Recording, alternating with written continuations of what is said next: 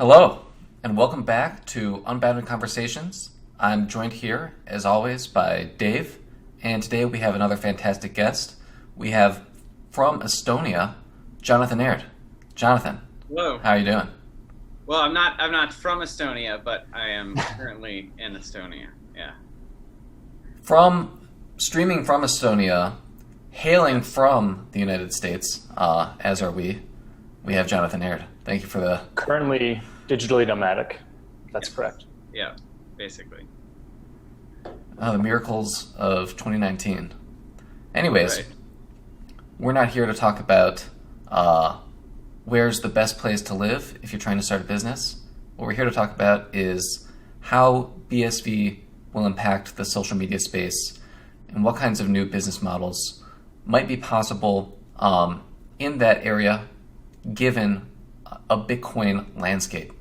And so before we dive into that, I think we should do what these sorts of podcasts tend to do. I think we should give Jonathan a chance to talk about his background and how you found Bitcoin and I guess what excites you about it. Yeah, well, I studied math, but you could call me a Bitcoin entrepreneur at the moment, working on a company. If you have heard of BSV News, I did that. Still working on another version, so watch out for that. But I got introduced to crypto in 2017.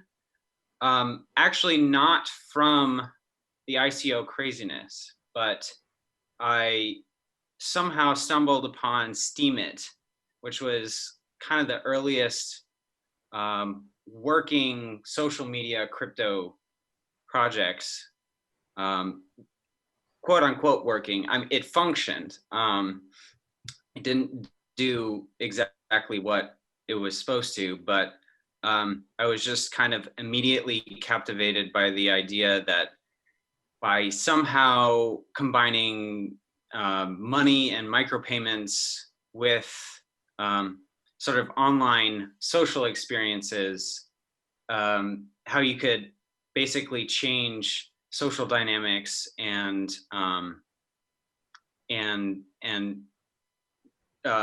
change things, because that's been something I've been interested in for quite a while, in social dynamics and how they can go right and how they go wrong. Well, if your entry point was Steemit, what was your experience of Steemit, and did you see strengths, weaknesses from it, and what did you take from there when you ventured into Bitcoin and BSV? Yeah, well, I basically just took the idea. That's basically all that was worth taking there. The system was a complete mess, and it still is a complete mess. It's really complicated. There's technically 3 different tokens that are involved. And when you upvote a post on Steemit, you're not actually sending any money. You are basically giving away inflated tokens based on the number of other types of tokens that you've staked. And your rewards are semi-dollar equivalents that you then have to convert to the native currency and move to an exchange. And the whole thing was run by bots anyway. So it not that inspiring, but the idea itself was just so captivating that I kind of really latched onto it. So micropayments, are they overrated or underrated? Neither. Say more. Well, I would say they're overrated in some contexts, and in other contexts, I wouldn't say they're underrated. It's just that people haven't really thought about how to use them. It is interesting that you came into the space in 2017 and you were excited by micropayments, because at that point, micropayments were kind of a talking point of yesteryear, at least in Bitcoin. Right. And more people were focusing on immutability or censorship resistance. So how did you, I get Steemit, but it's what about micropayments excited you, and where do you see that taking social networking? It wasn't really so much the micropayments. It was just the idea that you could incentivize certain kinds of behaviors with money. And you kind of need micropayments to do that. I struggle to see a use case of doing something like that with credit cards. It just doesn't. The UI, the UX wouldn't. It just wouldn't work. And I have seen actually a project that tried to do that, something like that. It was sort of like a Reddit, except every upvote was $1, because that was just the minimum amount you can do with a credit card. I don't think it makes any sense. Or you'd have to like preload some balance and have a digital representation. Yeah. It's just not practical. Yeah. Playing devil's advocate for a second, you said that money can be used to incentivize behavior in a context like a social media platform. But I think a lot of people would have an aversion to that and say, like, isn't it better that we don't put money into this? Isn't it better that things are free? But perhaps maybe your perspective is that there are incentives at play already that are shaping the experience that people aren't maybe paying enough attention to.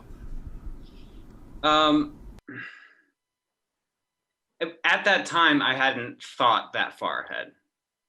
I was just very captivated by the idea. I've been thinking about kind of group behavior for a really long time. It's been kind of a common theme throughout my life, and I've actually done a lot of social experiments instead of doing homework in college, seeing if I could kind of create. Well, maybe I should probably take a step back.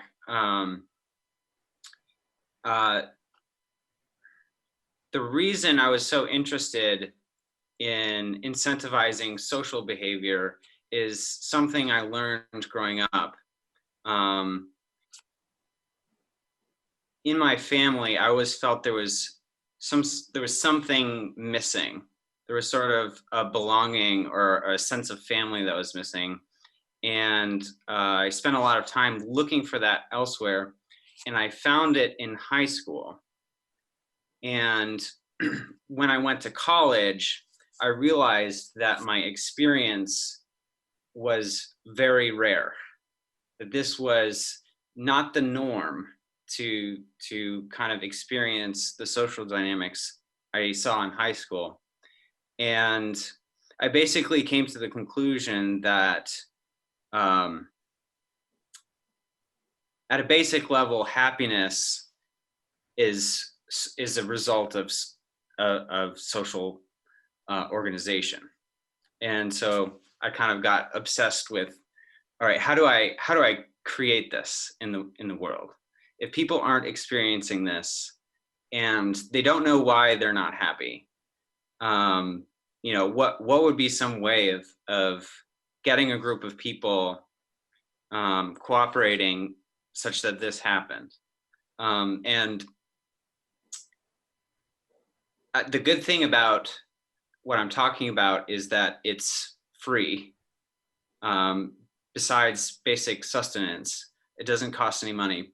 But the not good thing about it is you have to get a group of people that is larger than your group of friends and family to all willingly cooperate. And so when I saw Steemit in crypto, I felt like this was kind of the perfect way to start investigating that. Could you walk us through how or what incentives and you would change and how you would use Bitcoin to enable this on a social platform?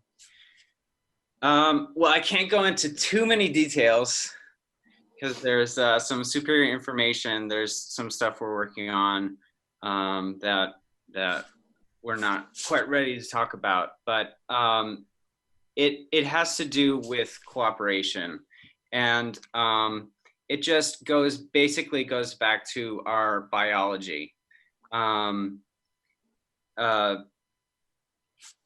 When we evolved in small groups of hunter-gatherers, basically the survival of the individual was tied to how well the group itself was cooperating.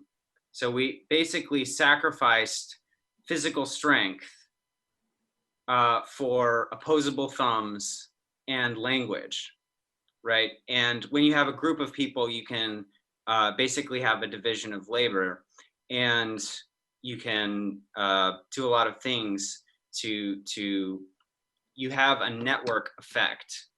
In a hunter-gatherer tribe of 150 to 200 people, you have a network effect that the group is able to survive in circumstances where smaller groups of people can't. And so what that means is that, genetically speaking, your brain is looking for signals of your own fitness. And your fitness, when we were evolving, was the degree to which the group itself was highly functional, was cooperative. People were not being selfish. They were working, they were doing different tasks. The relationships were being sustained and maintained. And so your brain is constantly looking for signals that you are very well connected in a group of people that can help you out when you need help. And so fundamentally, it's about cooperation, which it's very interesting that Bitcoin also seems to be really a lot about cooperation. Yeah, absolutely.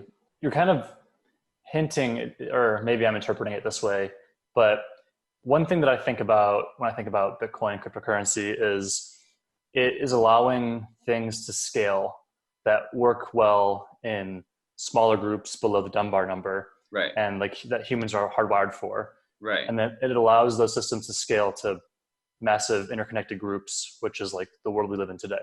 Right. That's not like a fully fleshed out, articulated idea, but is that something that you think about and agree with? Is that kind of like the direction that you're pushing? You want social media to kind of scale a more natural human interaction that's existed for a long time? Yeah, it's definitely plausible. It's definitely plausible. And there, you could imagine it being basically a mandala network. Which is a type of small world network where you have a very concentrated, highly central group of individuals or nodes that branch out in a fractal pattern.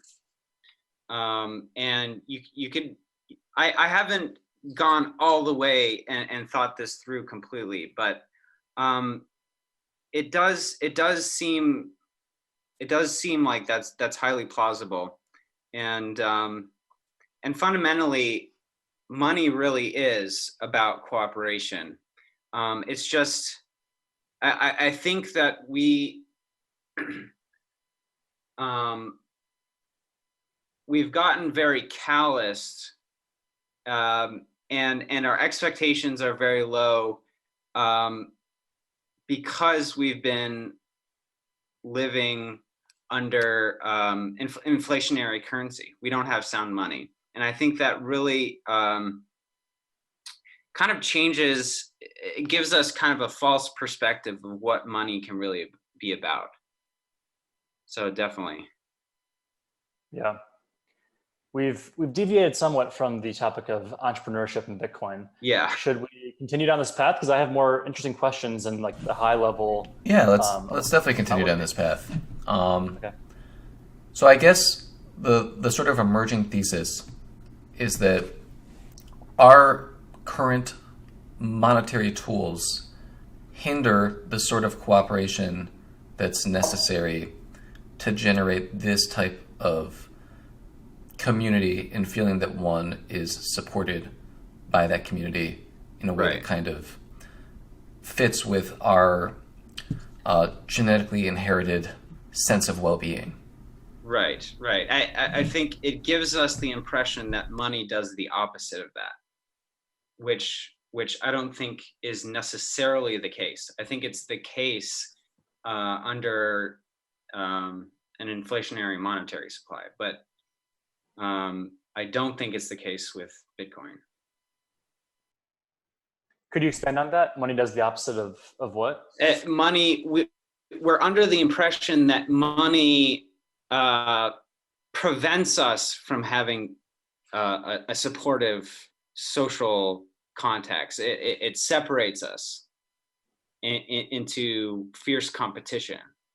That's our impression of what money does. Right, money is the root of all evil. Mm-hmm. Right. Well, maybe we should put the word inflationary in there. Well, it's interesting that I think probably a lot of people today are not seeing money change hands with their friends that often, other than like, you paid for me and I'm paying you back. Right. That's probably the primary use case for Venmo. It's not, you did this favor for me, I'm paying you, or like, I'm buying this thing out of your house, or you're like, very few people have a trade where they make things. At least a lot. I mean, a lot of people have a trade where they make things, but I think fewer and fewer do.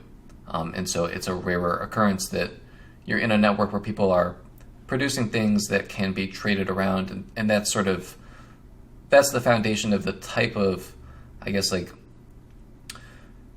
for lack of a better word, or Paleolithic sort of community that you're referencing, in terms of the foundation of that community is really trade of things that have value, and not just swapping around money because you paid some third party for the things you need. Right. And on the other side of that, a lot of people don't experience very much connection with their coworkers. There's not necessarily in sort of a corporate environment.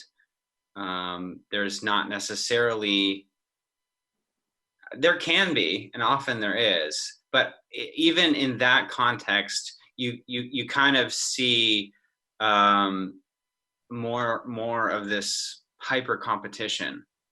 It depends where you work, but I think in general there's going to be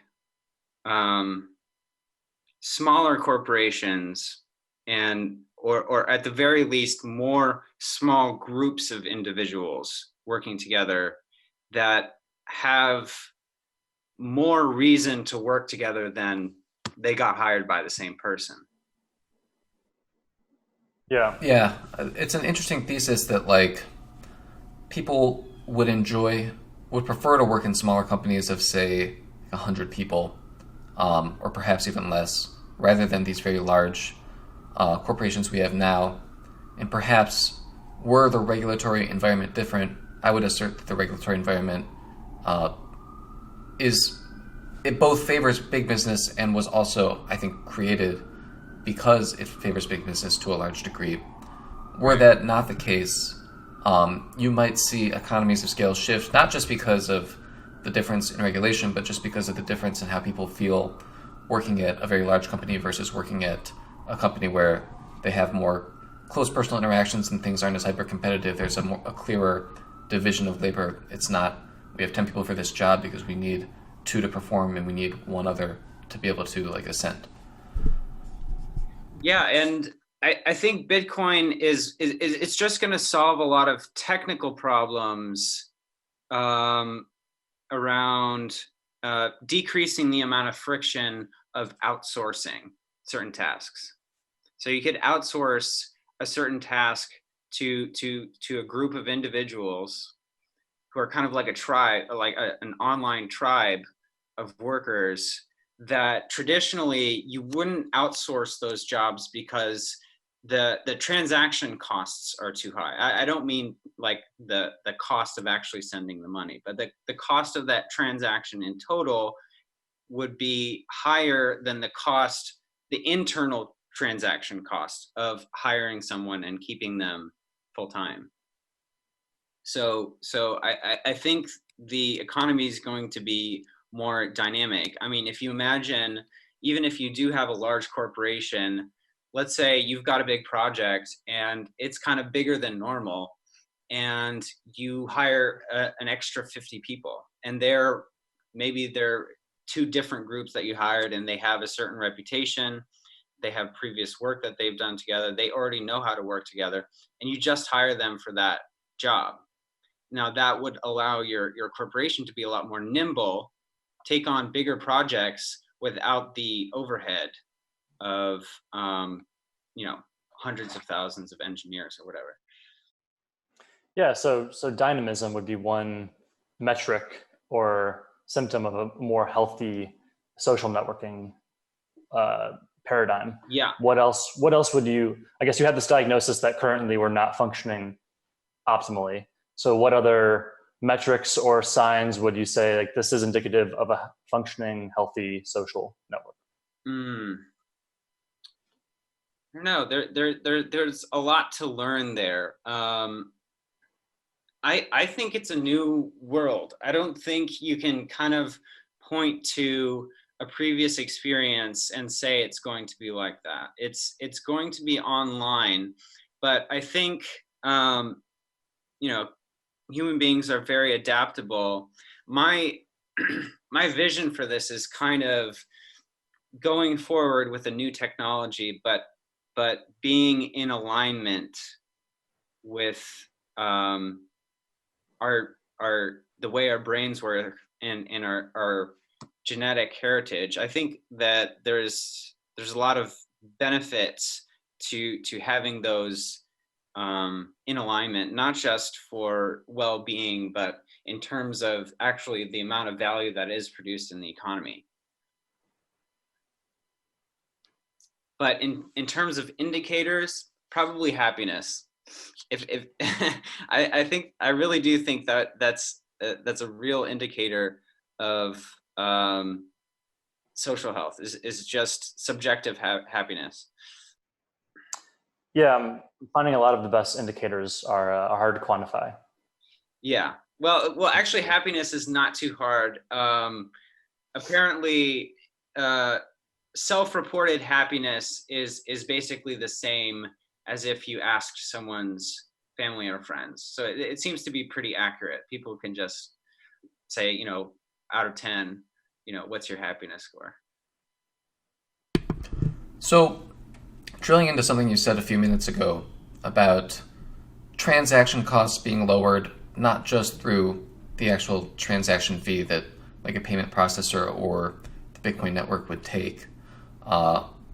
Is that sort of a function of smart contracting, do you think? Or what's it there that makes that cheaper? Be, smart contracts. It can be basically, technology platforms that take care of all of the accounting and paperwork, all recorded on chain. It could, you can have very efficient systems for managing this team, and sort of the flexibility of hiring someone, not necessarily in a specific geographic location. So I'm curious, do you think the gig economy as it currently exists is a step in the right direction, or is that this weird symptom of the current paradigm being in transition or something? Yeah, it's interesting. A lot of the things that I've been thinking about trying to look into the future of the Bitcoin economy are sort of like culminations of trends that have been occurring. So the gig economy definitely being one, digital nomadism.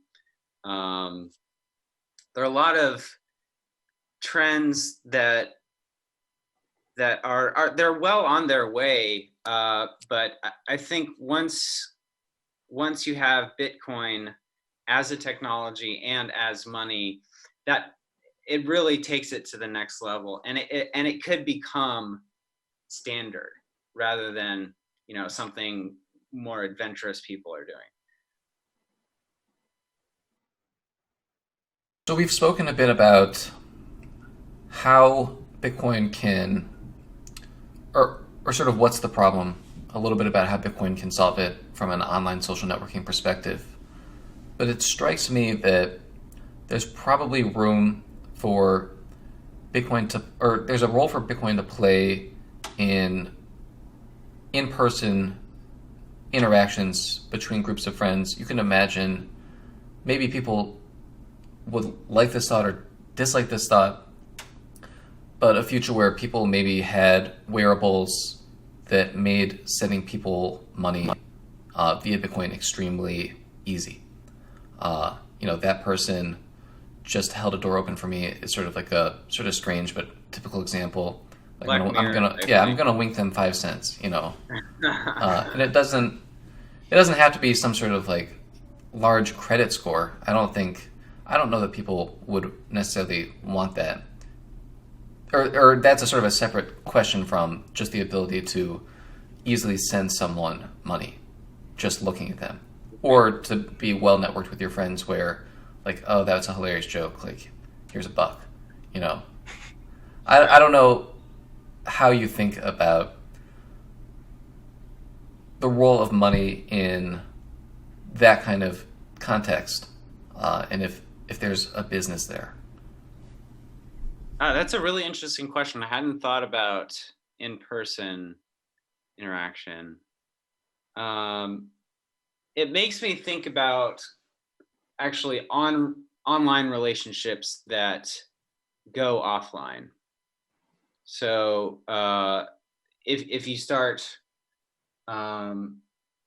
producing media about basket weaving, and you meet someone that you just really click with, and you start a business making baskets or something like that.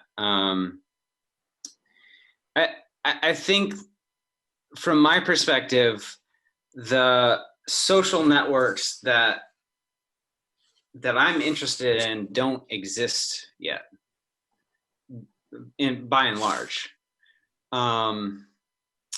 And so I think my instinct is that you start online, and then you can sort of bring online behavior into the real world. I think that's just more. I think that works better at scale, and I think you have more leverage doing things that way.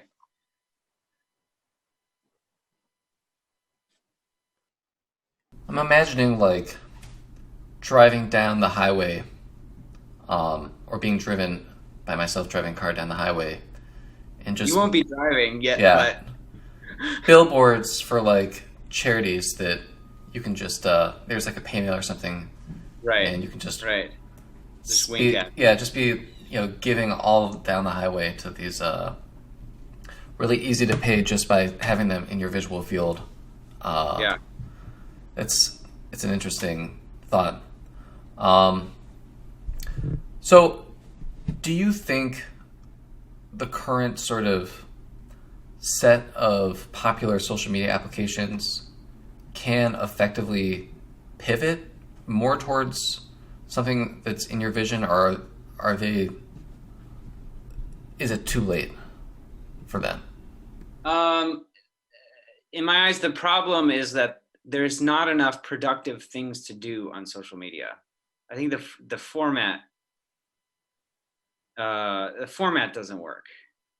I mean, there are ways to have productive engagements on Twitter, for example, but you really have to be trying, probably consciously. It's probably something you have to learn and figure out how to do, because it's not natural in that context. It doesn't come automatically, and it's not what other people are doing. 9 times out of 10, you're going to, at least the impulse is to start copying what other people are doing around you. And Bitcoin is about creating value. And it's great to hang out, and have fun, but I don't think there's nothing productive to do on social media. That's the problem. Can they pivot?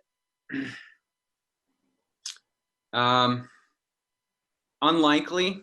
Maybe if the government gets involved and one of them gets broken up and one of the pieces figures it out, or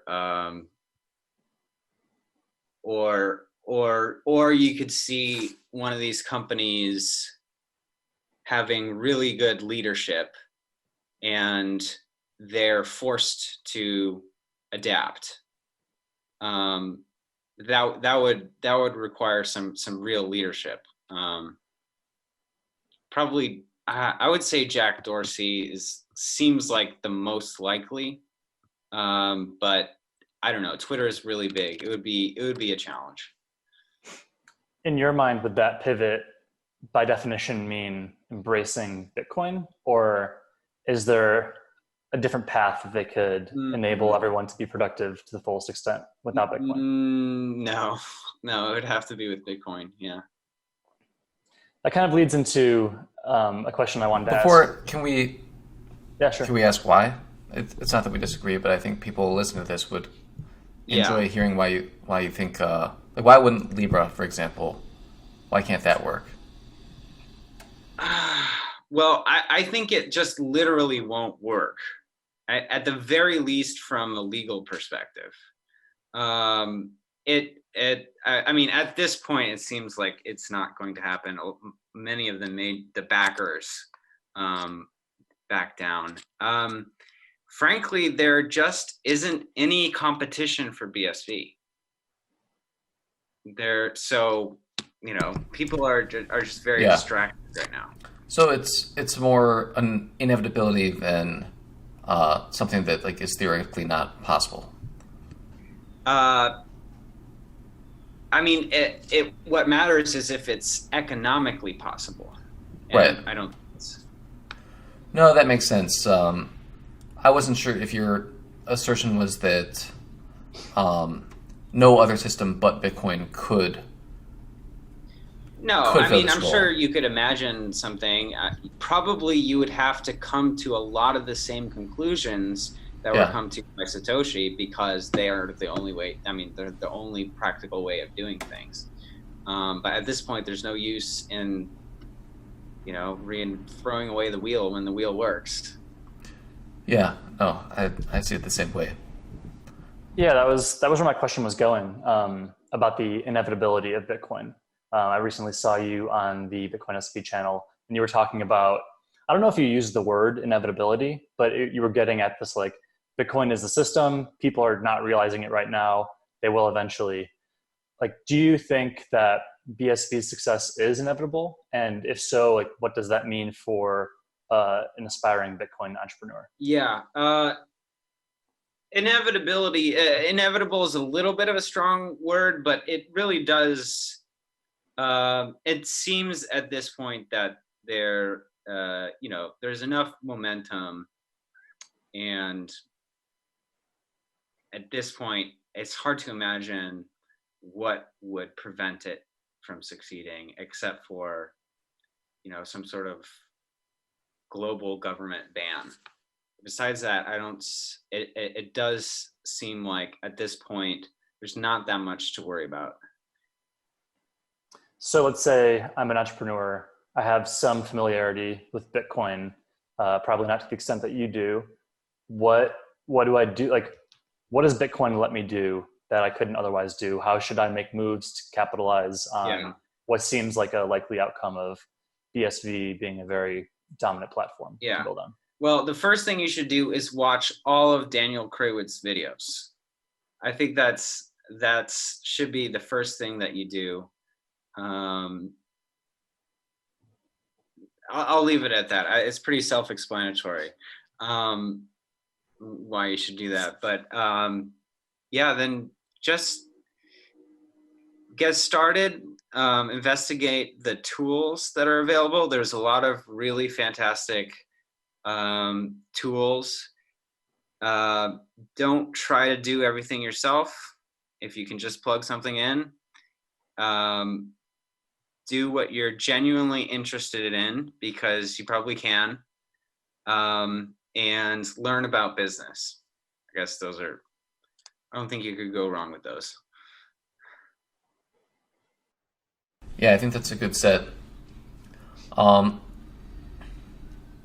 Yeah, I think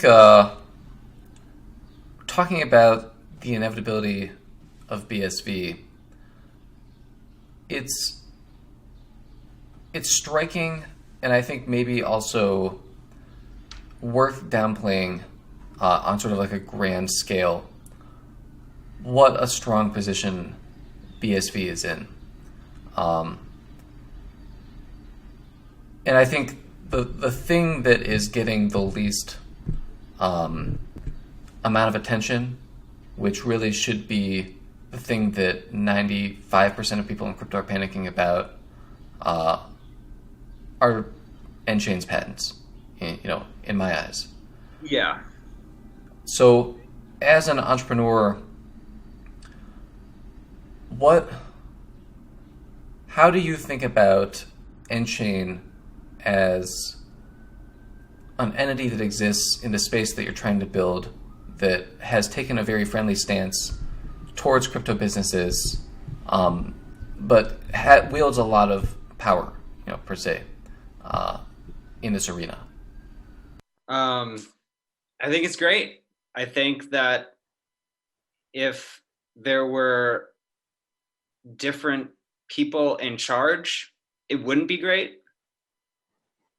But the thing is, the economic incentives in Bitcoin basically solve, all these kinds of little problems that you can think of. It solves many, many, many, many problems that you would normally experience. And that's something that I think, well, in BSV, we kind of appreciate it, but in the crypto space in general, it's not appreciated the layers of incentives that Bitcoin as a system creates, besides the block reward and fees, besides the whole mining operation. There's a whole set of other economic incentives that affect everyone in the space in very positive ways. So even if N-Chain had poor leadership, they're incentivized to help you. They're very incentivized to help you if you're going to be providing value, if you're going to be growing the Bitcoin economy. So I don't have a problem with it. Honestly, it's you could think of ideological reasons to be upset about it, but practically speaking, it's a big asset that regular startups don't have. So yeah, I think in a nutshell, if you had to pick one word that sort of summed up the difference between the understanding of people in BSV and the understanding of people in the rest of the crypto space, it would be incentives. And I think a serious misunderstanding of incentives has manifested in some of the security concerns, some of the protocol changes that have been proposed in other parts of crypto, in the whole token experiment, which I would say is more or less a failure at this point. And unfortunately, I think it's something that also is a big misunderstanding of the population or humans in 2019 in general, is sort of a myopic view of incentives and an inability to think about the incentives that are facing various contingents of the population, which maybe are deemed to be extremely pure in motive and sort of unassailable, where if you take a look at what the incentives actually facing those groups are, maybe it paints a different picture. Regardless of whether that's true or not, I'm curious, since your sort of vision is so tied to incentives, do you think education or some sort of education around the type of product you're building is going to be a huge pain point, or is it the kind of thing that's just going to be intuitive and obvious to users? Some of it will be obvious, but it does require a change in behavior. On the other hand, on the other side of that change is money. So education is definitely very important, and I'm going to be starting a podcast soon for this very reason, which, maybe we have to do that, but it's also a branding opportunity, so works out. Yeah, everything online is an ad, but some ads are good. I hope people are enjoying this ad. Yeah. Do you guys have a launch date? I mean, we normally sort of invite people to plug at the end, but we're here now. Where should people keep an eye out for that podcast if they're interested? It should be in the next couple of months. You'll hear about it on my Twitter. It'll probably be passed around in the BSV space, but my Twitter is Jonathan Aird, AIRD, at Jonathan Aird, so you can find me on there. And we're at Unbounded Capital. I don't know, what's our handle, Dave? It's at Unbounded Cap, CAP. Twitter. Anyways, you'll find retweets of it there. Jonathan, we've taken a good amount of your time. This is not our first attempt to record. Do you have any sort of big picture thoughts that you want to leave us with in the world of Bitcoin or anything else? Sure. First of all, I wanted to point out I'm wearing this OG Bitcoin Cash shirt. I didn't actually choose to do this, but I realized I was wearing it. It's the Bitcoin Cash logo with that's actually using the white paper as the words, but from before the split, obviously.